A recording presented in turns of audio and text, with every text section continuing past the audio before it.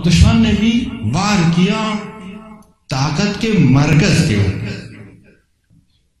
یہ جو ہرملہ ہے، ہرملہ یا ہرملہ، 3-4 مقامات پہ کربلا میں اس سے کام لیا گیا. ایک موقع کیا تھا؟ ایک موقع جب باب الہوائی غازی عباس جب قابو میں نہیں آ رہے تھے، اس وقت ہرملہ سے استفادہ کیا گیا. باقی سارے جتنے بھی تھے وہ مولا غازی عباس کے جسم کا نشانہ لے رہے تھے. تیر جو برسا رہے تھے، تبارک نیزے تلوار جو چلا رہے تھے، اس میں غازی عباس کا جسم نشانے پر تھا، اسی لیے قابو میں نہیں آ رہے تھے مولا غازی عباس. ہرملہ کو بلایا. ہرملہ اور دوسروں میں فرق کیا تھا؟ دشمن شناسی.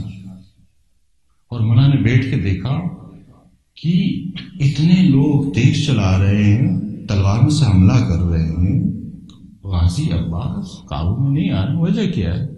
اس نے بیٹھ کے دیکھا کہ عباس کی طاقت کہاں پر ہے. بیٹھ کے جائزہ لیا، دیکھا تو عباس کی طاقت مشق سکینہ کے اندر. یہ طاقت ہے عباس کی. ہرملہ نے غازی عباس کے بازوؤں کا نشانہ نہیں کیا، جسم کا نشانہ نہیں کیا، سر کا نشانہ نہیں کیا. اس نے اگر تیر مارا تو کہاں مارا؟ مشق سکینہ پر مارا. طاقت. جیسے مشق تیر لگا، ایک دم غازی عباس نے گھوڑے کا رخ موڑ دیا. پہلے خیمگاہ کی طرف تھا رخ، اب کس طرف؟ علقمے کی طرف رخ موڑ دیا. یہ طاقت کا سرچشمہ. ولایت یہ طاقت کا سرچشمہ.